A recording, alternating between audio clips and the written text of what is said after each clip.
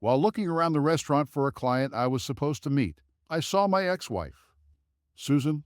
She was sitting with a slightly overweight middle-aged man. You could tell he was once in good shape, but good food and time had taken their toll on his physique. Susan was sitting right next to him, and you could tell she was in all her glory. Everything about the guy screamed, "Money!" As I stood in the foyer and looked at her, a flood of memories came flooding back to me.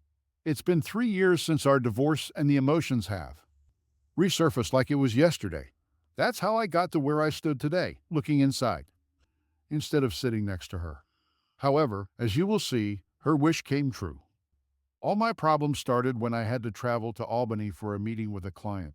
I decided to do it overnight so that I wouldn't have to drive back for a long time. Within an hour of my car ride, my client called me and said that his fender was broken, but he was okay. He apologized for the late cancellation, and I told him no problem. We can reschedule the meeting. Either way, I really didn't feel prepared for the extra 2 hours of driving ahead of me. I told him that I would do my best and return home to have a romantic dinner with my beloved wife. I wanted to surprise her. An hour and a half later, I was finally driving along my street. The first thing I noticed was that there were 3 strange cars parked in the driveway.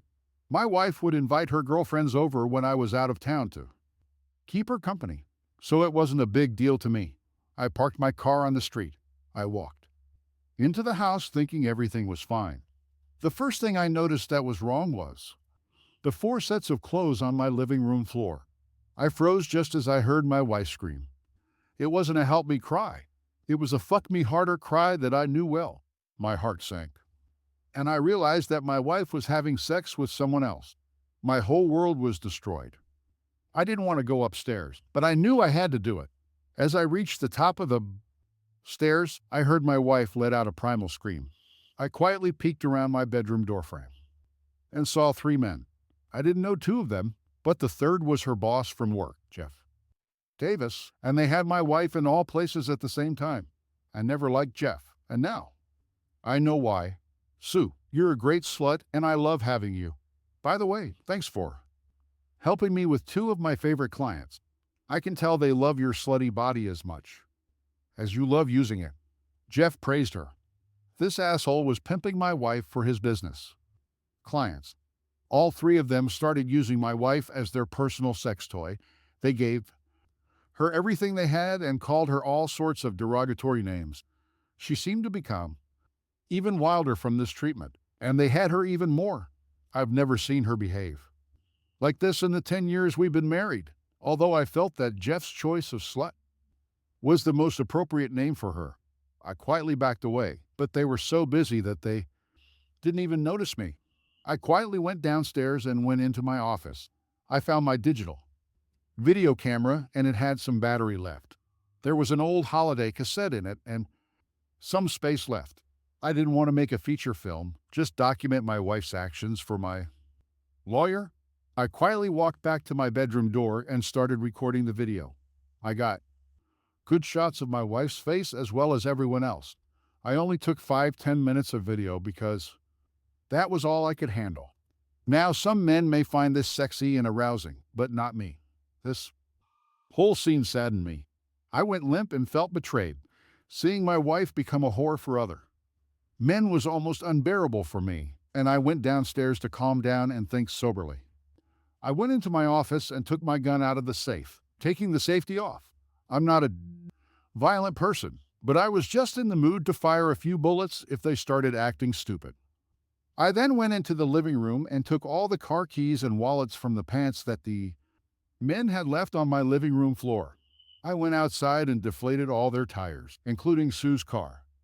When I got back inside, I had a smile on my face that would make the Grinch jealous. I started to formulate a great plan, and I knew it would work if Sue took her cell phone. I noticed it on the bedside table in the bedroom while I was recording a video. I got my camera ready, went behind the stairs, and quickly dialed Sue's cell phone number. It rang several times and I got on her answering machine. She knew I would call around this time, so I called back every 2 minutes until she finally answered. She must have told them to be quiet, because they could hear a pin drop in the house. "Hey, Bobby, how's Albany?" Sue asked out of breath. I could also hear the quiet chuckles of the men in the room. "Looks like you're out of breath. Are you all right?" I asked her with feigned concern in my voice. Yes, I had to run up the stairs to the bedroom to answer the call on my mobile phone. She quickly covered herself. "Well, my client canceled the meeting, and I'm going to be home in just a few minutes. I was wondering if you wanted to go out to dinner." I asked her in an even voice. Inside, I was crazier than I had ever been in my life. "Are you returning home now?" she asked in a nervous voice. "Sounds great. I just need to get ready. Baby, see you." She said all this very quickly and hung up before I could answer. I laughed to myself because I knew what would happen in just 1 minute. And sure enough, 4 completely naked people began to descend my stairs into the living room. All the men got dressed in record time, and Sue also got dressed and tidied up her clothes. All the men ran out at the same time, and Sue put on some shoes and a jacket with them. She walked to the door and looked outside, hoping they would leave before she went outside. If she hadn't been so excited, she would have noticed my car parked on the street in front of our house. All the men began shouting something to her at the same time, and she went out onto the porch to listen to what they were talking about. At that very moment, I slammed the front door and locked it behind her. My wife just saw my face as I was closing the door and tried to look through the side window and speak to me with a pleading tone in her voice. "The time for talking is over." All the other men returned to my porch and began banging on my front door within minutes. I knew they wanted to take their wallets and keys. I called 911 and reported people trying to break into my house. The dispatcher said one of my neighbors just called her. I told her my name and address. Just 2 minutes later, a police officer showed up at my house. I waited until the police questioned my wife. Then I opened the door and walked out to the 2 police officers who were at the scene. "Officers, these men raped my wife and I want them all arrested," I told the police. This caused an immediate reaction from the men. They all immediately started shouting. I was invited. She wanted it herself. I didn't rape anyone, and she wanted it from all of us. Everyone, including me, looked at Sue, waiting for an answer. She lowered her eyes and avoided meeting my gaze. In a quiet voice, full of shame, she said, "I invited these men into my house. I had sex with them, and no one raped me. I did this of my own free will." All the men seemed relieved that they were not facing rape charges. Around this time, 2 more police cars arrived. At my request, they wrote down everyone's names for their report. Then the senior policeman said to me, "If your wife invited these men to your house, and they are all over 18 years old, there is little we can do for you. I would suggest counseling or something like that." He said this while looking at my wife like she was a piece of shit on his shoe. I told the police to call a taxi, and that Mrs. Thomas would not be allowed back into the house that evening. One of the guys called a taxi because he discovered that all their tires were flat. They also tried to accuse me of taking their wallets and keys, but I told the police that I had no idea what they were talking about. I turned and walked back to the porch. Sue stayed with them until the taxi arrived. I just stood on the porch and daggers flashed in my eyes. My wife tried to come up on the porch and talk to me, which was a brave thing to do at that moment. If she knew how angry I was and that I had a gun on me, she might have run the other way.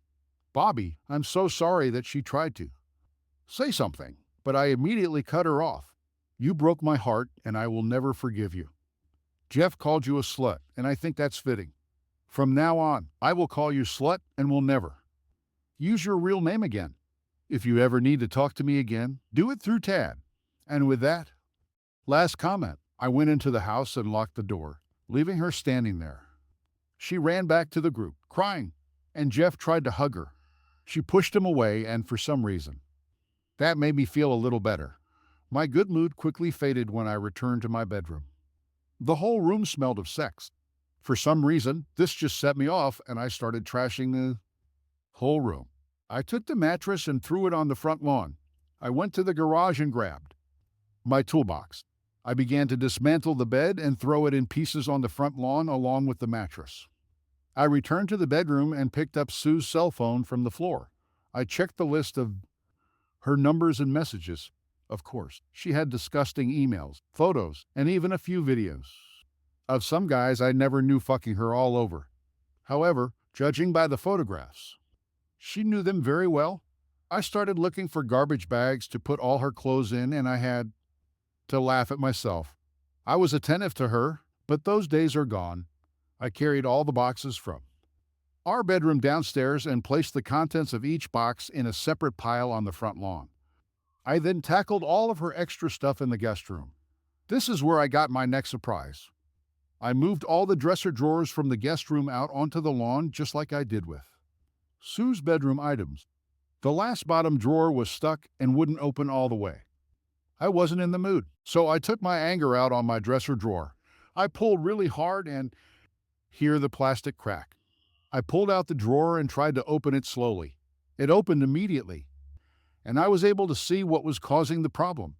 Under the drawer were 7 or 8 DVDs. I broke one of the plastic cases, but the drive was still in good condition. My heart sank again as I looked at the discs.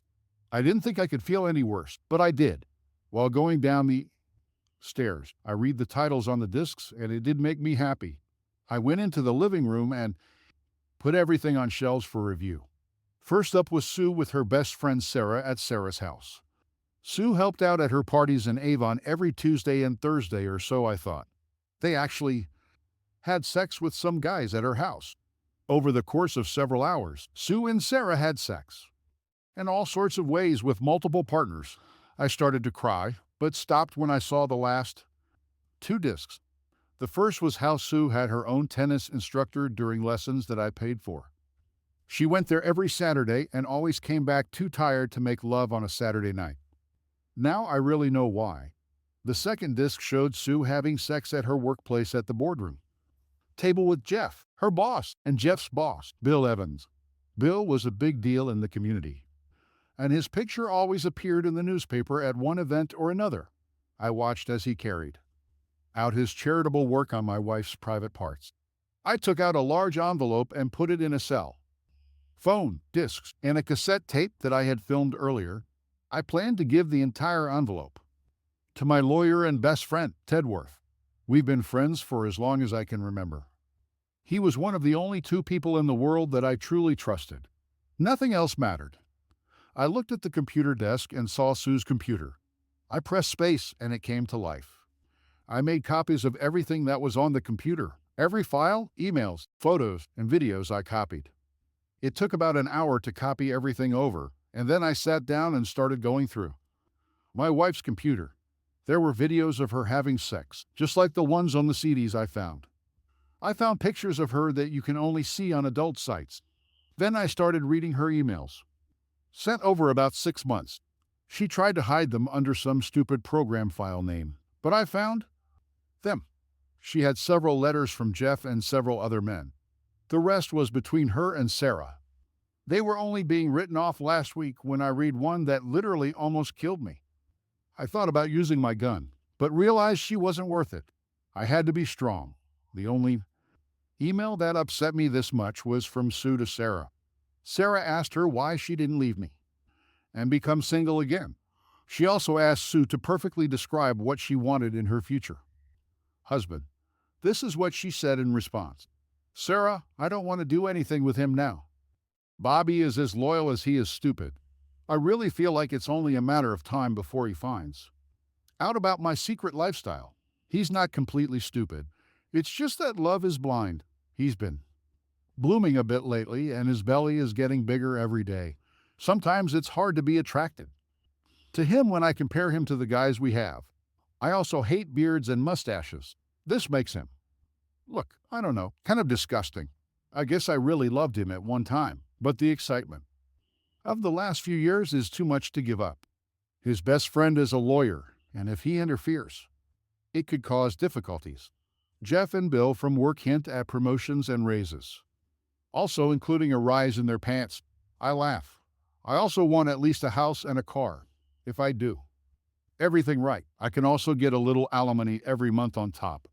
I'm looking forward to our party on Tuesday.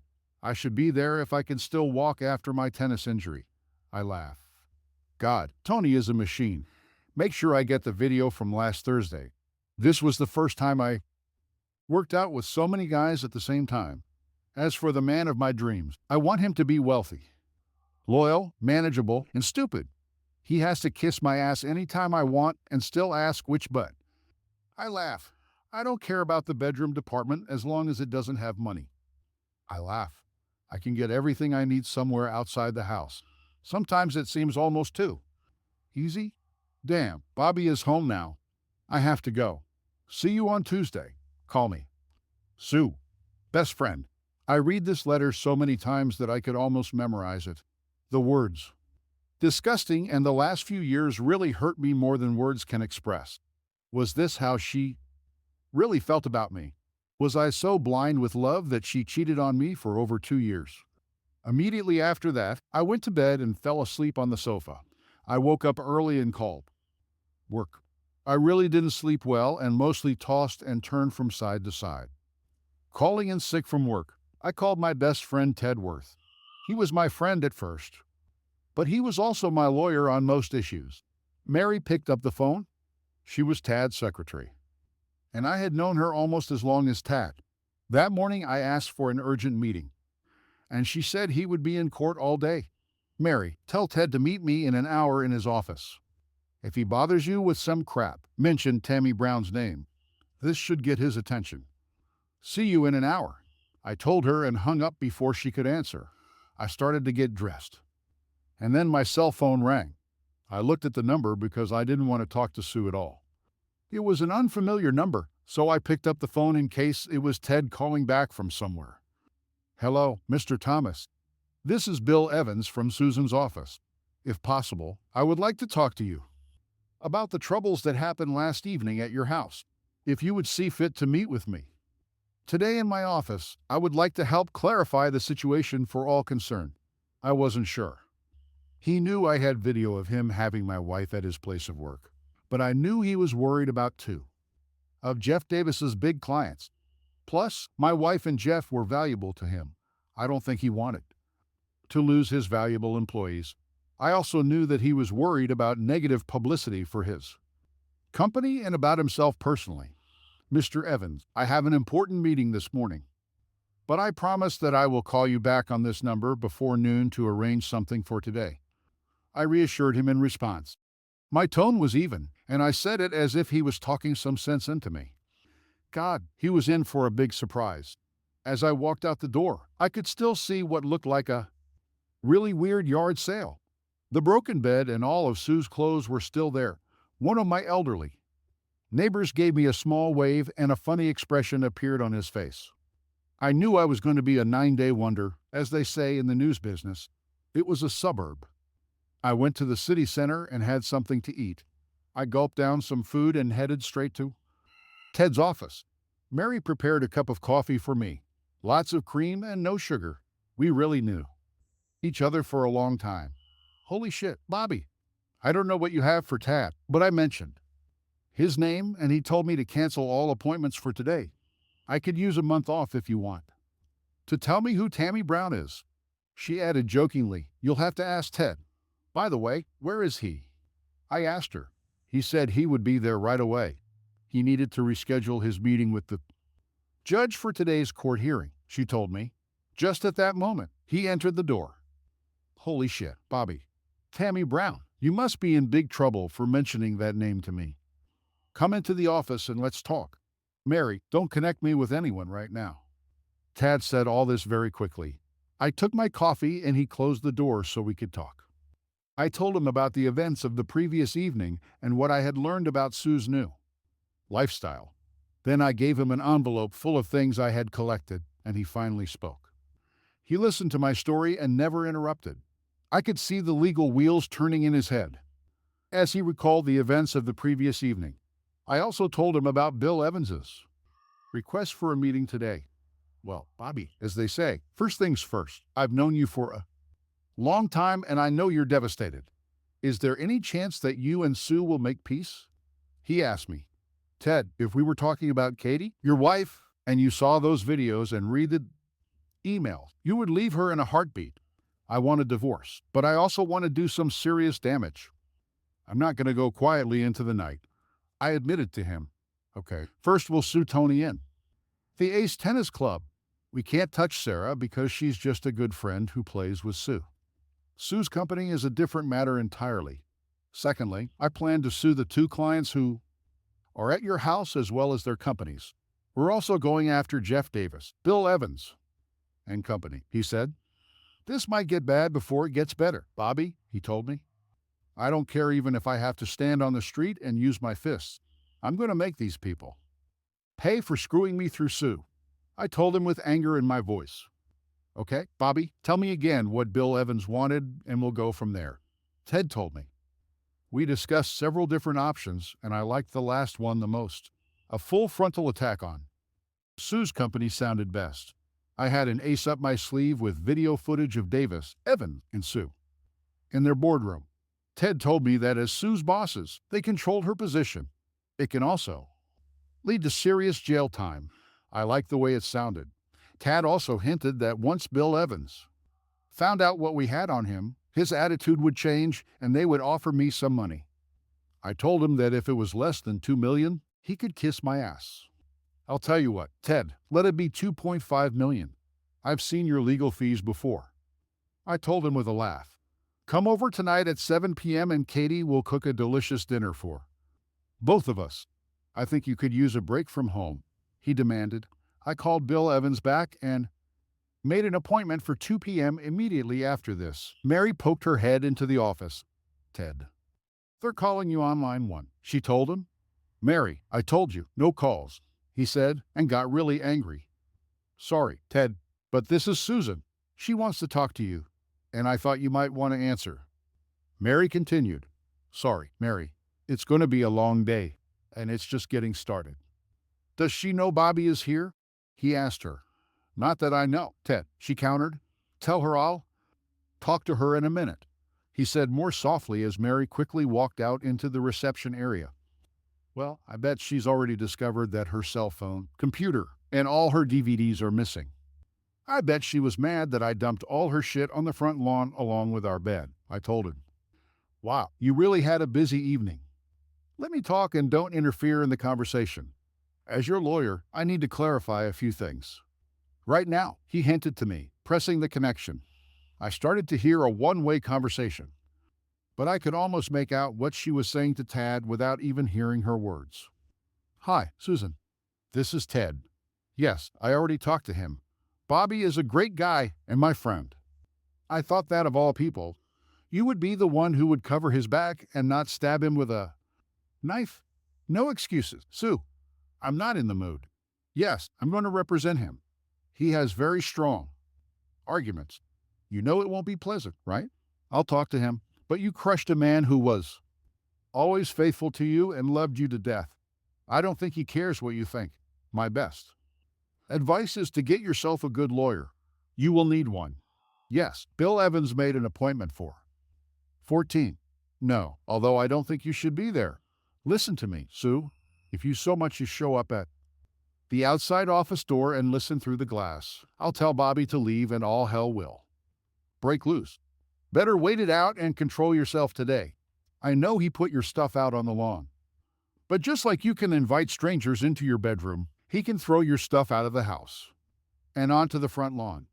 Frankly, I'm surprised he didn't shoot anyone last night. Oh, yes, he was with him, although for the purpose of self-defense. Remember, he thought you were raped. This was stated in the police report. I don't know, but if it were my Katie, I'd be in jail right now. I think he was hot-tempered under the circumstances. As for your computer, cell phone, and any other things that were not in the house this morning, you will have to ask the other owner of the house. Perhaps he left it all on the lawn along with your clothes, and someone took it all. I really can't say I have completed all of your escrow paperwork on the house, and you both have the same rights in the house. How you choose to exercise these rights is up to each of you. Okay, I'll tell him right now. I would recommend that you stay there and let Bobby live in the house until everything is sorted out. I don't think it's safe for you to be in the same house with him right now. Listen, Sue, even now I want to punch you in the nose. So don't insist. Stay with Sarah and I'll be in touch. Please have your lawyer call me when you have one. Tears won't help you now, Sue. In addition to being his lawyer, I am also his friend. Your tears fall on deaf ears. I can be a ruthless bastard whenever I want. And this seems like the perfect situation. I have always liked you and respected you until today. I'm sorry that you will see a side of me that only my enemies and ill-wishers see. You won't like it, okay? But stay away from him and don't leave your office. Right now, he wants nothing to do with you. Goodbye. Tad finished and looked up at me. I think you heard most of the conversation. He asked me sadly, yeah, I just wish I could meet her face to face again and tell her how I really feel. Although I don't think I want to go through the pain of seeing her again. At least not right now. I admitted to my friend, I'll tell you what, Bobby, do two things for me. He asked me instantly, changing his emotional mood to positive and optimistic. Get these videos for me. Tad asked me to pull out from the envelope the videotape from the night before. The videotape of Tony at the tennis club, and the videotape of Sue with Mr. Davis and Mr. Evans in her office. I gave him the videos, and he told me to invite Mary to have lunch with me. I looked at him strangely, and he immediately answered me in kind. I think it would be better if I look at them personally so as not to upset you all before our meeting at 14 Wine. I don't think watching this material will do you any good right now, and I don't want you to get angry before we even meet Bill Evans. I knew he was right and thanked him, telling Mary the good news. She told me to take her somewhere expensive if Ted would pay. I laughed and we both left the building. Mary was a wonderful dinner companion, and she made me forget all my problems for the next hour. When we returned, I heard Tad yell as we walked through the office door. We walked in, and he was in a great mood, doing a celebratory dance at his table. This recording is great, Bobby. I do not believe in this, he told me. I got a funny and sad look on my face, and I think he finally understood why. Oh, Bobby, I'm really sorry. I didn't celebrate these videos. I know Sue really hurt you. I was just excited because of what I just found. He admitted to me, Bobby, come here. I need you to look at something for me. Ted asked me as I followed his instructions and stood right behind him so I could see over his shoulder. Did you watch the entire tape that Tony made at the tennis club with Sue? He asked me. No, I only looked at some of them. Last night I tried to get through all the footage without throwing up or going out and killing someone. I told him honestly. Well, I have a surprise for you. Just before Tony and Sue finish, they begin to gather a small crowd in the men's locker room, the tennis club locker room. I don't want to say it, but she let the other men who were watching the gangbang fuck her after Tony was done. I'm not telling you this to make you angry or sad, but because of this man right here. Ted told me this, pointing to the screen on his desk. The person he was pointing at was an older man wrapped in a towel. He had longer gray hair and a mustache like a walrus. He asked me if I recognized him. Ted put the video on play and I could see him throwing off the towel and showing off a very large man tool that any man would be proud of. The only problem was that he walked right up to my wife and fucked her. The next minute, she was surrounded by 5 more guys waiting for their turn to talk to Sue. Ted, I have no idea who this asshole is, but I assume you do. I answered him wisely. Bobby, this is for our meeting today at the tennis club at 16 Nassau, he told me.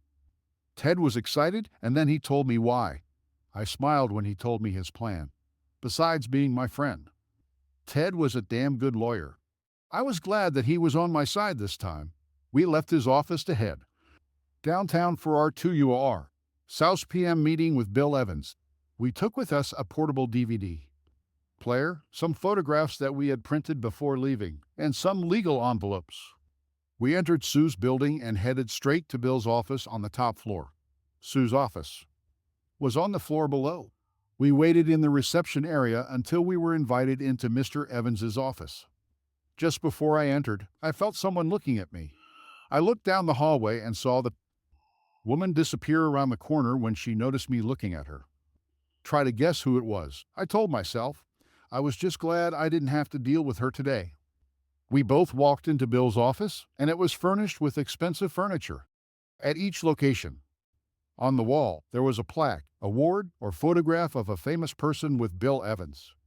He had a nice office, and the first thought that came to my mind was whether he had Sue in that room. At this thought, I really began to dislike Mr. Evans more than ever.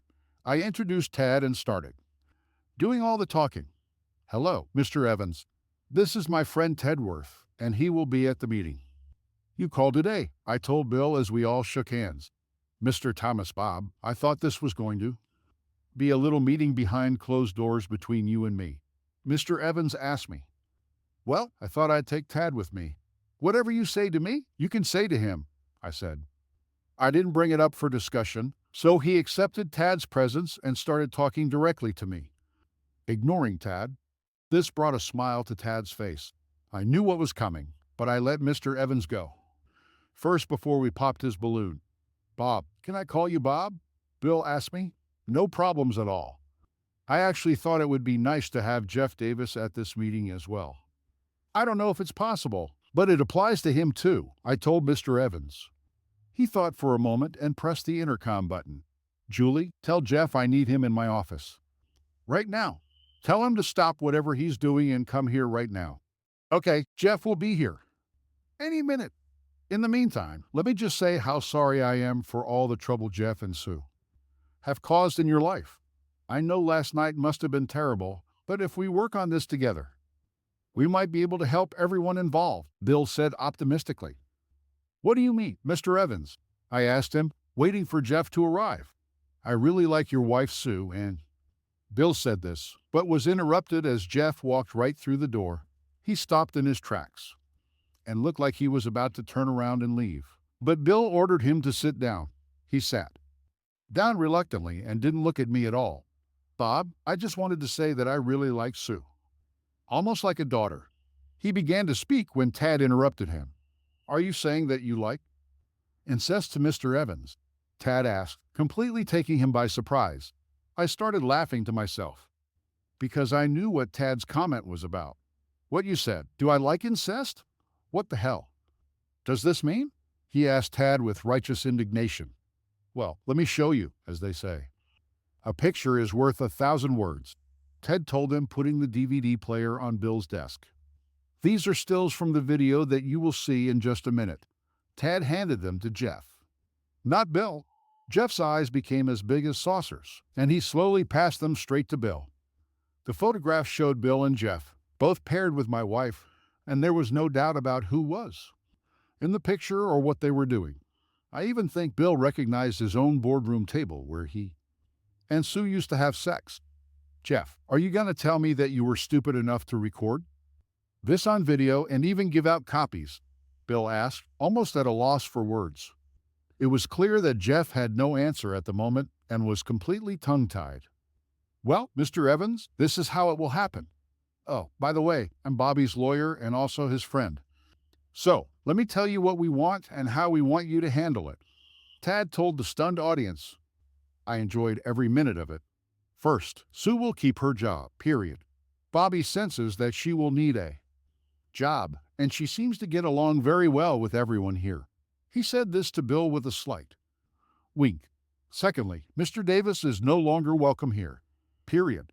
Sue stays, and this guy leaves, Tad said to Bill, pointing at the stunned Jeff. Thirdly, we want you to make us a monetary offer that does not insult our intelligence. We will only consider your first offer and respond yes or no within 5 business days. We plan to go to court before the end of 2 months and maybe earlier if necessary. Before they could say anything, Tad pressed play and turned the screen around so Bill could see it. It showed both men possessively having my wife over and over again in their conference room. Jeff didn't need to watch since he was the one in charge of the video recording. Bill just watched with his mouth open. I could see the gears in his head working overtime, he thought, about how to save his business, his reputation, his family life, and most importantly, his money. I knew something was going to happen soon. Jeff, when these gentlemen leave today, we will have a very serious conversation about your future employment here. I'll talk to my lawyer and see if we can Work out a figure that makes you a little happy. You both understand that this could be very bad for business if this becomes known before my proposal is considered. Bill stated, thinking out loud. Don't worry, Mr. Evans. We will keep your secret until we see your serious proposal. However, I would not be in a rush to fire Mr. Davis right now. He may have a few extra copies of the videotape. He can use this as leverage if we don't do it. You and Mr. Davis can discuss this yourself. Oh, and by the way, you both could face prison time for having sex with an employee, which directly affects your employment and promotion. Tad told them as we both stood up to leave. Tad took back the DVD player and the pictures we had brought. We left as Bill and Jeff were about to have a little heart-to-heart. I went over to ask Tad something, but he told me to be quiet until we got outside. I didn't notice my wife standing around the corner trying to eavesdrop on our conversation, but he did. The last thing I heard was Mr. Evans shouting into Julie's intercom, "Get Sue Thomas here immediately." I smiled because I knew it would be a fun meeting. Bill would soon find out that I found his DVD in our house. When we got outside, I asked him why.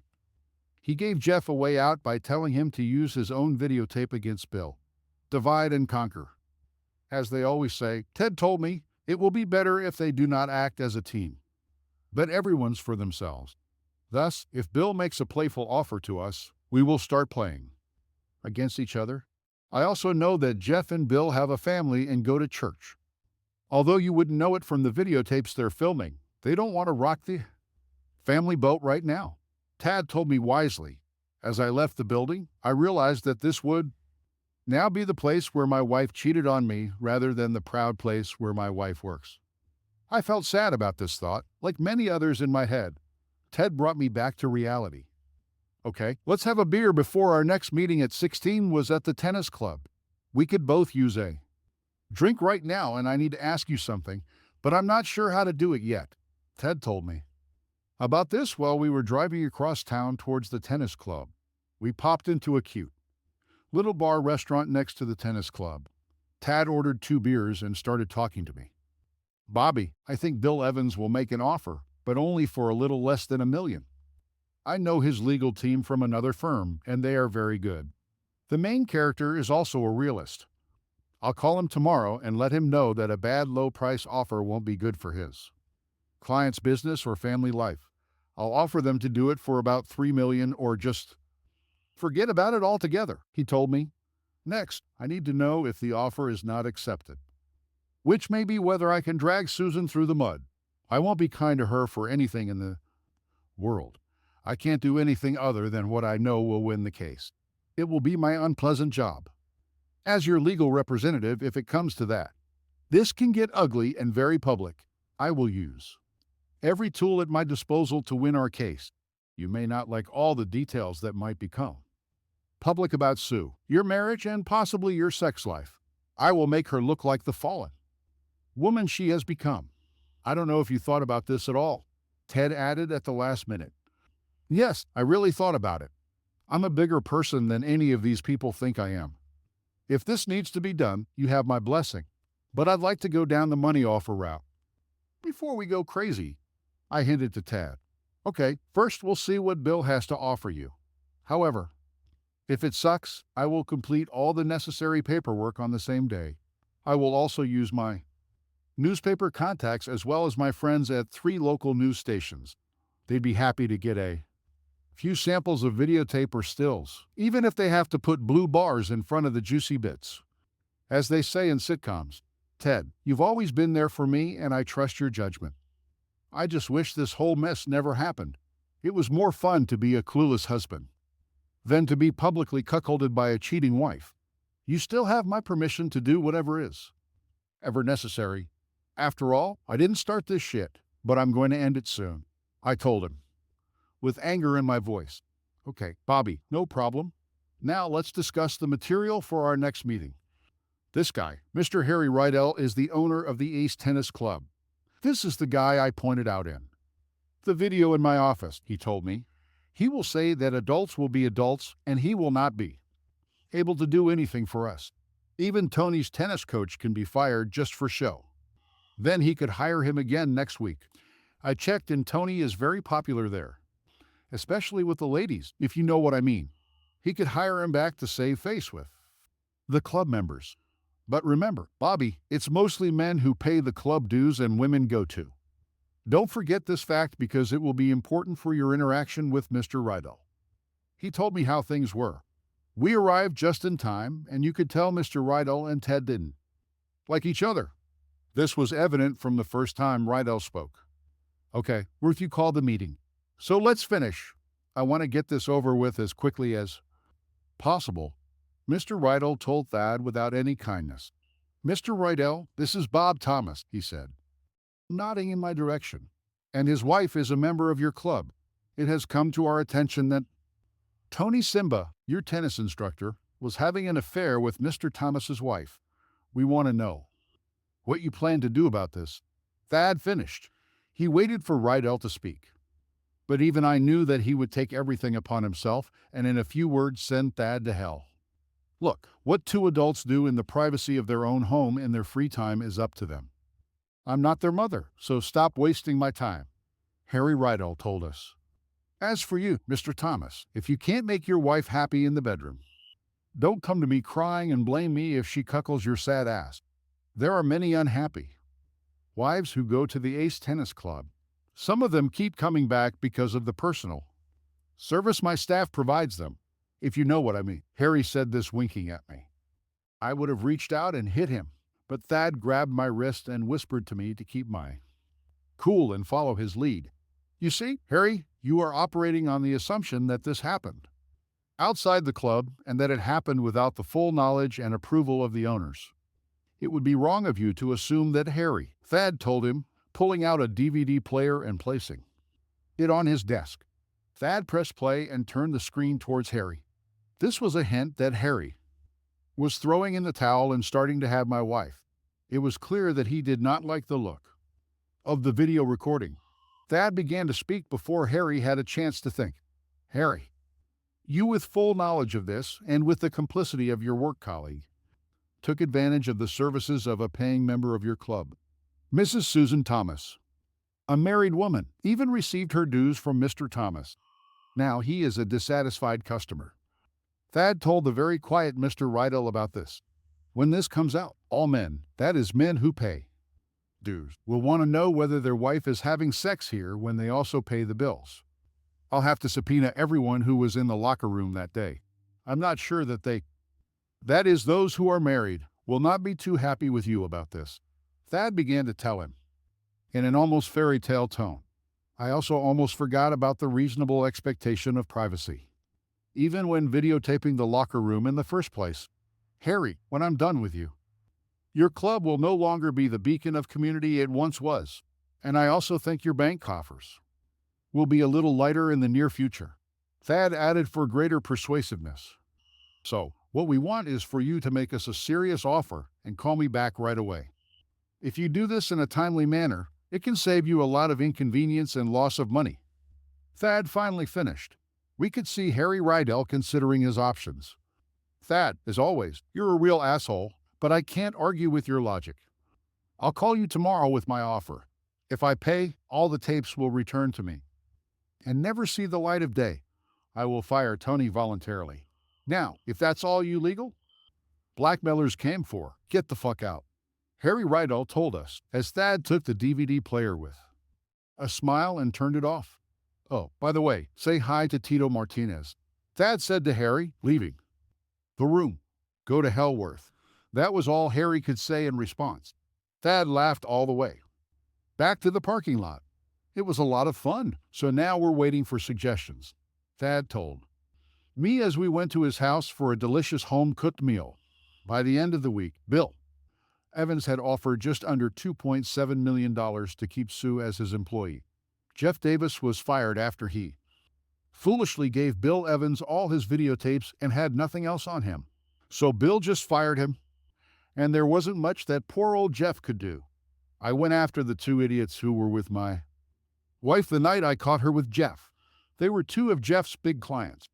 Well, they both didn't want any publicity either from a company standpoint or for themselves. So they each offered me a million to leave. Harry Rydell didn't want to offer anything and told us to sue him. We did that. And he lost $3 million when we were done with him. He had so many questions about who was fucking who at the club that he lost half of his club members and was forced to give up everyone else. I think he thought he could get away with it. But the judge didn't like the footage of the private locker rooms. He also didn't like it when people had other people's wives. I gave Sue a house and a car just like she wanted, although I didn't have to pay her a penny in child support. I only saw her twice in court. I called her a slut both times when I said hello, and it made her cry. I always wondered why she was crying now and not before she started all this crap in my life. For being the worst time of my life, I got more money than I ever had. I was smart and took Ted's advice. It still hurts, and I carry it with me to this day. All the events of that terrible year that I have just described came to mind in the blink of an eye.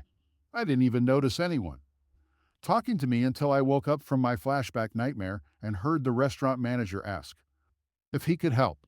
I wasn't sure how long I stood there, motionless, remembering the past. I shook my head to clear my thoughts and returned to the restaurant. Sorry, I was just thinking about a problem I had once. I saw the party I came to see, so thanks again. I told the manager about this when he gave me that strange look that people usually give to an elderly person who doesn't have everything at home. With a specific purpose, I walked straight to my ex-wife's table. I think the surprise hit her first. When I was last married to Susan, I was overweight and had long hair and a beard. I allowed myself to take it easy on my sore knee from an old baseball injury. That's what I told myself at the time, but I just got used to my life and my wife. Now I had my haircut short, skinny from working out every other day, and my knee was fixed thanks to the money I got from Jeff and Bill's company. My suits were now expensive, and I always tried to look good. In public, I decided to speak first. You look great today, slut. I almost forgot how good you looked, I said, trying to get her to talk. I still knew how to push her buttons, and I did it on purpose. My name is Susan Bobby. Why don't you call me by my name? She answered me the same in anger. Hey, I didn't tell you your name, slut. You know who did. I just think it's appropriate. I told you 3 years ago that you broke my heart, and I will always refer to you by that name. I told her about this when the guy next to her began to protest and get up from his seat. Sue pushed him back and told him not to make a scene. She cried a little and her makeup ran. Her boyfriend said, "Go powder your nose, Sue, and put your pretty face in order. I'll take care of this asshole for you." And with these words, she stood up, looked into my eyes, and I looked back at her. With just one glance, I must have shown all the pain I had been carrying within me for the past 3 years. She cried again, even harder. I was surprised that she still had any feelings for me at all, or maybe she still felt guilty. I think it was a mixture of both. I expect you to be gone when I get back, she told me with tears streaming down her face. I just now noticed the very large engagement ring on her ring finger as she wiped her eyes with her hand and walked into the ladies' room. I take it you are Bob Thomas, Sue's ex-husband, he asked me with disgust in his voice. Yes, and you must be the slut's new wish come true. I told him about it when I saw the anger appear on his face. I'm Sue's CFO, and if I were you, I'd stop calling her that. He tried to say it bravely, but I could tell he really didn't want to make a scene. I did this to talk to you alone. I have 3 questions for you, and I will disappear from your life forever. I told him about it, and it brought a questioning expression on his face. I was in your shoes once, and I just didn't want anyone else to suffer my fate again. I guess the slut told you I was a shitty husband, beat her, or neglected her, or was a skirt chaser. I asked him about it and saw that this was exactly what she told him. Well, I'm not here to defend my reputation to you. Honestly, I don't think anything good would come of it. I just wanted to know first if Sarah still hosts her Avon parties at her house on Tuesdays and Thursdays. I asked him. Sue helps Sarah sell decorations at her parties on Mondays and Wednesdays. It shows how much you remember. He snapped back. Fine. Does she still take tennis lessons on Saturdays? I asked quickly. Sue plays ball with a racket on Sundays. Boy, you have a shitty memory from being married to her for so long. He said with triumph in his voice. Fine. Last question. Have you ever looked under the bottom drawer of the dresser in your living room? I quickly asked. No. Why on earth should I do this? He objected. The three questions I asked you are why we are no longer together. I still have all the materials left over from the divorce in my office, legal shit, emails from Sarah, and the slut and hours of videotapes. I've always carried this with me for the past 3 years, so I thought you should have it. I said this, taking out a very old and folded piece of paper from my wallet. This is what the slut wrote to Sarah when she asked about how to get rid of me before I discovered that the slut was cheating on me. I didn't know her at all after I read that letter, and I probably still don't. But it's all about you, I said, handing him the paper. However, I knew Sue very well and knew that she was a person of compulsive habits. She always did the same thing the same way every time. Sometimes it drives me crazy. I also had the feeling that just because she had a new man, she would still do what she always did. He seemed hesitant to take the piece of paper, but I think curiosity got the better of him. He reached over and opened the email. I've carried it with me for the past 3 years. And from time to time, I've reread it and tried to improve my life so that no woman would ever write that about me again. Of all the videotapes and other things I learned about, this email hit home the most. I think that's why I still carried it with me. This is the same email that I described earlier in my story. Peter read the letter slowly and placed it on the table. He pulled out a pen, wrote a note on it very quickly, and to my surprise, left the restaurant. No looking back. No thanking me, nothing. He had a completely stone face. I leaned over and looked at what he wrote. In her old email, I'll go back to the house in a minute. Please stay here and I will call you back. In 15 minutes. Please wait here for me. For some strange reason, I need to look under the bottom drawer of my living room dresser. Be right back. Peter. I knew he had seen the light even if he didn't like it. Something told me that I was too close to the mark on all three issues. The email was the last straw, and I think he needed to see for himself. I left a note before setting Sue's table and left. There was no way I was going to sit in this restaurant with anyone tonight. I returned to the foyer and called my client. They said they were late anyway and wouldn't mind rescheduling the meeting. Just before I left, I took one more look at the table. Sue returned to the table and looked around for Peter. She sat down and looked at her old email and Peter's note. Below, her face turned white as a ghost as she recognized her old email and what Peter had written to her. The last time I saw my wife, she was crying so hard that the entire restaurant was looking at her. I really felt sorry for her, but at the same time, I didn't care. That was the last time I saw her again. I still wonder if Peter found something under the dresser drawer. Sue's crying told me he could do it.